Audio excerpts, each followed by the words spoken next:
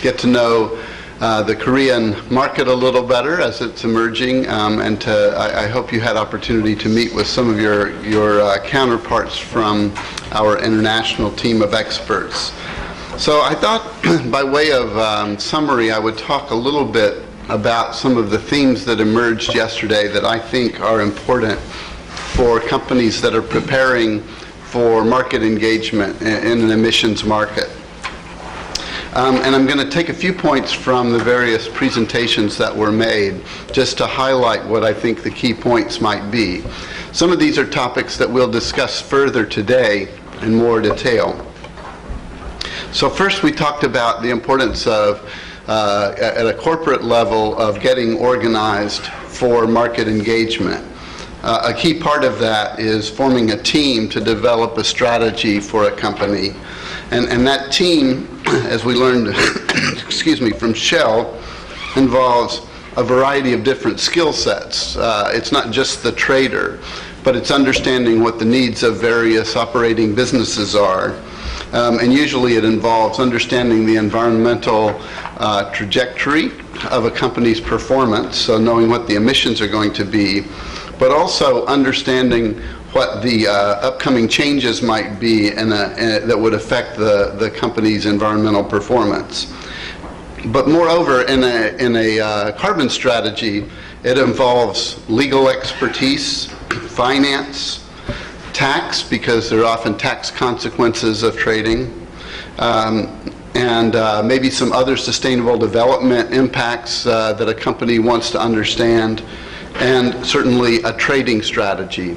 So many times in Europe, as the market was growing up, you would see companies that had a team like this. I should confess, in the early days of the European market, I was working in the London office of a brokerage house that often met with companies, and you'd see a full team with these skill sets at the table.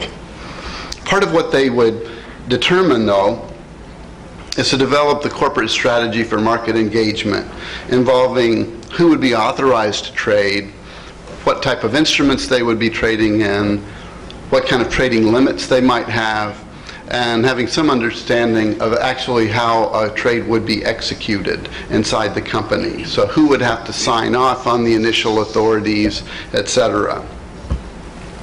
As part of that, maybe the second point is, once you have that team in place, knowing your position in the market.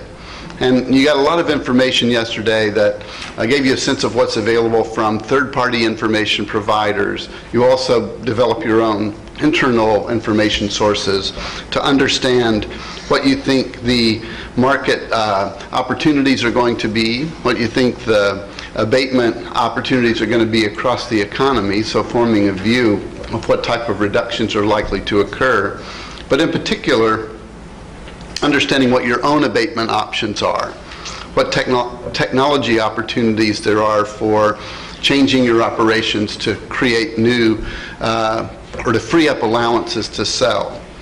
We'll talk more about that today. We have Giles Dixon with us today from Alstom, a technology provider, to talk a little bit about the role of technologies. But I like how Rune Osman put it yesterday from Shell, that ultimately what that's about is helping you to understand at what point you are a buyer in the market and at what point you become a seller. Because probably for everybody in the room, there's a price point at which you change over from being a seller to becoming a buyer, or vice versa. So understanding that is a key point. As part of that, it's also going to be very important to develop credibility in your own system by having really good state-of-the-art data and data management abilities. This is where the importance of verified emissions come into the picture. So we had presentations yesterday from LQRA talking about the importance of good verification standards and having a really good handle on your emissions picture. I think the next step, the third step, is understanding what your market alternatives are.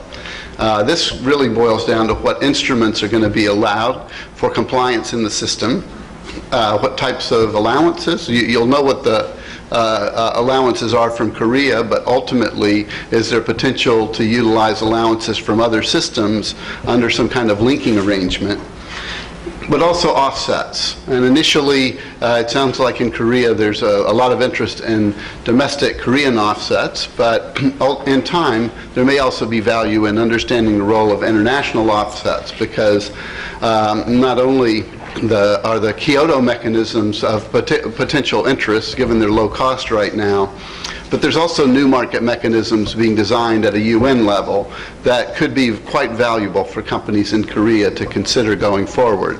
This is something you'll have to assess as they get better defined, but there's a lot of discussion about red credits, for example. These are credits created in the forestry arena related to protection of tropical forest. So there may be more market alternatives that emerge over the course of the next 5 to 10 years that it will be important to understand. Part of that is also going to be understanding, maybe this is the fourth step that involves your legal team, is how to execute these particular purchases in contracting. Underlying every emissions trade, usually there's some kind of a technology at work, and there's also a legal agreement at work, because the trades are based on typically model contracts, or we're going to learn today more about the role of exchanges and how you utilize the contracts that are traded on exchanges. We'll understand hopefully the differences that are available in exchange-traded products versus brokered products versus direct dealings that you may have with intermediaries in the marketplace. You got some flavor of that yesterday from Abid Karmali of Bank of America Merrill Lynch, giving you a sense of how a financial intermediary brings products to market. But you also got a good flavor of what the user side of it was from Eric Boomman of Stockcraft, who is a compliance buyer that has to understand what the options are available. And I think if you get to talk to Eric over the course of today, he'll be able to explain even more about how over time more and more of those alternatives come along, and for a seasoned trader like Eric, he probably utilizes all of them to his company's advantage. So again, to highlight, you'll be wanting to understand the contracts and also wanting to be able to understand your market access points through exchanges, brokers, and direct relationships. Finally, I thought there was a really strong message yesterday about being agile and being able to adjust over time to changing market conditions.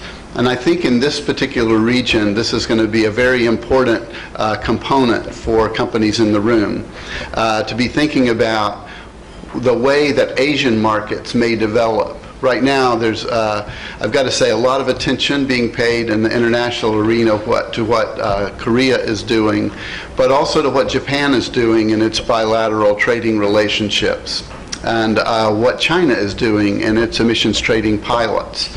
And earlier this week, we had Carbon Forum Asia in Bangkok, where we had about 300 to 400 people gathered talking about emissions trading opportunities that are springing up in other parts of the region, in Indonesia and Vietnam and in Thailand. So there could well be opportunities for these markets ultimately to connect. And from a corporate vantage point, for most of you, that would be advantageous, because the broader the market set of opportunities, the more the opportunity for keeping your costs down, but also expanding your market horizons to maybe become a greater market participant in providing services and connectivity into other markets. So there's going to be a lot to watch in this region. I think many of us who have followed the international process are expecting that the period of growth that we're going to see in carbon markets will be a period where we see trading hubs develop, like exists in Europe today for the European Union and new member states accessing it, but also for connections between the European Union and other places, or perhaps even a Pacific Rim set of relationships that could grow up in terms of linked trading markets in Asia and in the Pacific.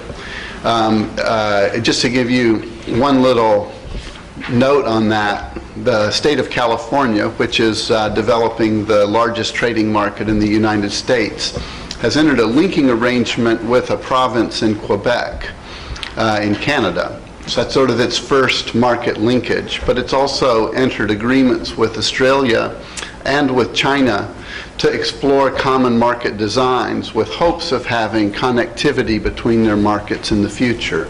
So there are a lot of things to continue to assess, and I mention that in part because as part of our delegation here, we brought a couple of information providers. You heard from Bloomberg, New Energy Finance yesterday.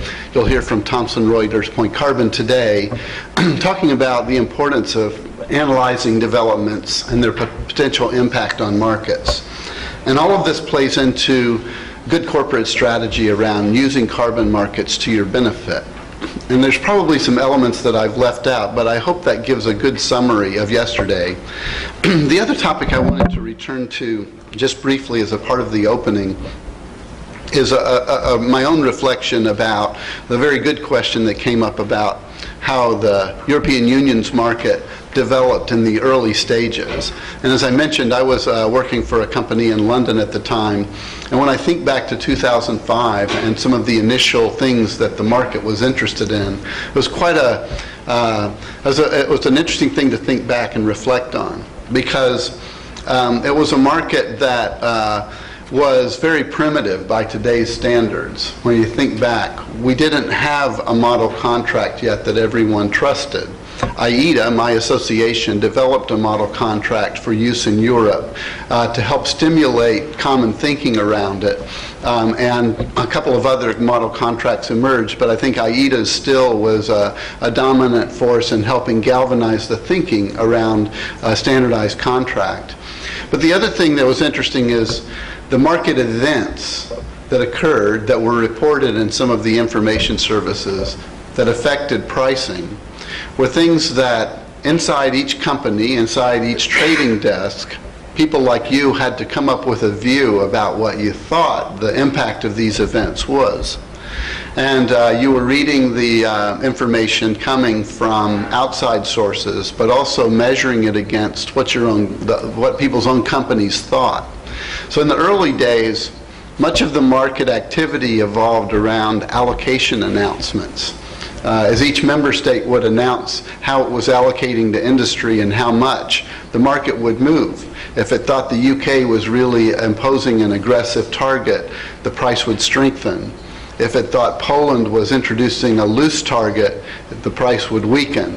And it would change with each of the announcements. That's all startup jitters in a way, because once all of those are in place, the market began to change. And the market then began to look at things like whether it was raining in Norway, and the hydropower potential in Norway was going to be coming down into Europe and bringing non-carbon energy in so that the price would fall off and weaken. There was also an instance of the opposite happening, of a drought in Spain, which meant that they were going to be burning more coal using less hydropower, so the price strengthened. There was a period where that drought and heat wave got so severe that in France, the cooling water around some of the nuclear power plants was no longer sufficient to meet the needs of that nuclear power plant. So some of the nuclear power plants were idled, which meant that France was going to burn more gas and more coal to compensate. So people like you in the market needed to understand all of these developments that affected performance there. And I don't know exactly what the Korean equivalent to that will be going forward, and how the connectivity to other markets may also impact that view. But there will be certain events, particularly in the startup, that affect market pricing. And so it'll be very important to stay on top of the events, but also to anticipate them and have strategies that position your company to respond agilely to changing circumstances. The other thing that I found kind of as an interesting parallel in the discussion yesterday, how many of you in the room had experience in the CDM? Any companies that worked in the CDM? So in the early days of the CDM, we didn't know whether the UN's registry and transaction log was going to be operational in time to meet deadlines in Europe. By that I mean the importance for the market participants was that they didn't know for certain when they were going to be able to take CDM credits out of the UN registry and bring them into Europe. And they also didn't know that if they brought them into the UK, but they decided that ultimately they would need them in Germany, whether that linkage would be available in time for a compliance deadline. All of this affected market pricing of CDM credits, of CERs, because there was uncertainty around the ability to deliver. And there may be some parallels here about what type of offsets are available. We talked yesterday about whether there are Korean CDM credits available either in the UN or in a European registry, and whether there's going to be architecture to get them delivered into Korea. And that will affect market performance and market pricing dynamics until it gets clarified. It doesn't mean that any of these things are bad. They just mean that they have an impact on the way the market forms over time. And I guess I also look at it to say, I hope that the experiences that you heard about yesterday from market players in Europe that have participated in emission markets for a long time aren't too challenging to think about, because we're going to have a similar growing experience here in Korea as the market sort of forms itself and takes off. Just as in California, we have Julie in the back from Chevron. Her company, I think, is one of the largest participants in the California market. But the California market is just a little over a year old. So it's still adjusting as well to the dynamics that will form the fully functional market that we'll see in years to come. So anyway, I hope that this summary and maybe the little story about European market development is helpful to you and encouraging, in that we're all going to be interested to see what the Korean experience is like. And I think our delegation came here as much to share our experiences and help you learn from the successes as well as the mistakes, but also we came to learn from you about the way that you think that Korean market architecture may develop in the future. So why don't I stop there, and I'm happy to take a question or two if anyone has a question, but also for any of my delegation members, if I forgot something from yesterday that you think is important, please raise your hand. I'd like to know. Thank you. 질문이나 의견이 있으신 분께서는 손을 들어주십시오.